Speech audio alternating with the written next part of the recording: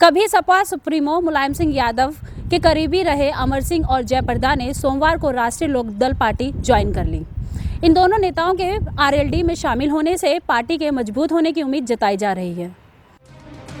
कभी समाजवादी पार्टी के अध्यक्ष मुलायम सिंह यादव के करीबी रहे अमर सिंह और जयप्रदा आज राष्ट्रीय लोकदल में शामिल हो गए। साथ ही इन दोनों नेताओं के रालोद में शामिल होने से पश्चिमी उत्तर प्रदेश में पार्टी के मजबूत होने की उम्मीद है।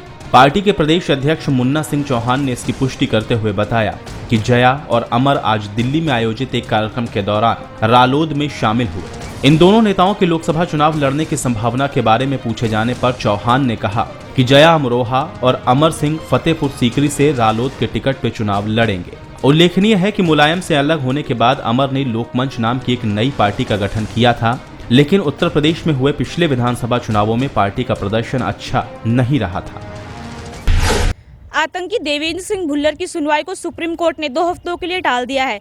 बताया जा रहा है कि इस पर अभी राष्ट्रपति की दया याचिका की सुनवाई होना बाकी है। आतंकी देवेंद्र पाल सिंह भुल्लर की याचिका पे सुप्रीम कोर्ट में सुनवाई टल गई है। भुल्लर की पत्नी की ओर से दायर अर्जी में कहा गया था कि भुल्लर की सजा पर अमल होने में लगने वाली देरी की वजह से फांसी की सजा को उम्र कैद में बदल दिया जाए। वहीं केंद्र सरकार ने सुप्रीम कोर्ट से और वक्त मांगा है। अब अगली सुनवाई 26 मार्च को होगी। याचिका में जनवरी के सुप्रीम कोर्ट के उस आदेश का हवाला भी दिया गया है जिसमें देरी के आधार पर 15 दोषियों की सजा को उम्र कैद में बदल दिया गया था। कुछ दिन पहले दिल्ली सरकार की तरफ से भी सुप्रीम कोर्ट में रिपोर्ट दाखिल की गई थी जिसमें कहा गया था कि भुल्लर मानसिक रूप से काफी बीमार है और उसे फांसी नहीं दी जा सकती। भुल्लर 1993 में यूथ कांग्रेस के दफ्तर पे बम धमाके करने का दोषी है। यूं तो आम चुनाव नज़दीक है और इसे देखते हुए सियासी पारा भी बहुत तेज़ी के साथ बढ़ रहा है। वहीं अगर सेंसेक्स की बात करें तो सेंसेक्स जैसे ही आज खुला 22,000 का आंकड़ा पार किया।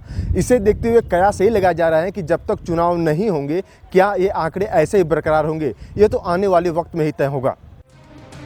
देश के शेयर बाजारों में चुनावी खुमार अभी से चढ़ गया है। एशियाई संकेतों के कमजोर होने के बावजूद भारतीय बाजार में बढ़त का सिलसिला लगातार जारी है और बाजार की शुरुआती कारोबार में आज सेंसेक्स 22,000 के पार निकल गया। लगातार तीसरे कारोबारी दिवस में शेयर बाजार में उछाल देखा जा रहा है। बताया जा रहा है कि निफ्टी में शुरुआती कारोबार में तेजी देखी गई है। फिलहाल सेंसेक्स ने करीब 22,000 की रिकॉर्ड ऊंचाई को छुआ है और वहीं निफ्टी ने करीब 6,000 का नया रिकॉर्ड बनाया है। कहा जा रहा है कि विदेशी निवेशकों और एफआईआई की भारतीय बाजारों में रुचि के चलते ये तेजी देखी जा रही है। जानकारों की सलाह है कि छोटे निवेशक बाजार में होशियारी से अपना पैसा लगाएं। बॉलीवुड में अपनी स्माइल के लिए जानी जाने वाली जूही चावला की जिंदगी में आ गई है एक दुख की लहर। जी हां, उनके बड़े भाई बॉबी का हाल ही में निधन हो गया। जहां नजर आए बॉलीवुड के तमाम सितारे। अभिनेत्री जूही चावला के बड़े भाई बॉबी चावला के गहरे दुख के कारण 2010 से ही कोमा में चले गए थे। लंबी बीमारी के कारण उनका कल जसलोक हॉस्पिटल में निधन हो गया। उनके निधन पर शोक जताने के लिए बॉलीवुड के कई स्टार्स पहुंचे, जिसमें माधुरी दीक्षित, रितेश देशमुख, शाहरुख खान, दीपिका पादुकोण, फराह खान, सुजॉय घोष, अनुभव सिन्हा नजर आए और बॉबी का दक्षिण मुंबई के बनगंगा शमशान घाट पे अंतिम संस्कार किया गया।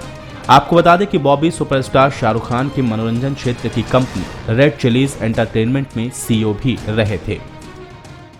बेशक टीम इंडिया को लगातार हार झेलनी पड़ रही हो, लेकिन एक बल्लेबाज ऐसा है जो लगातार बेहतरीन प्रदर्शन कर रहा है और उसका नाम है विराट कोहली।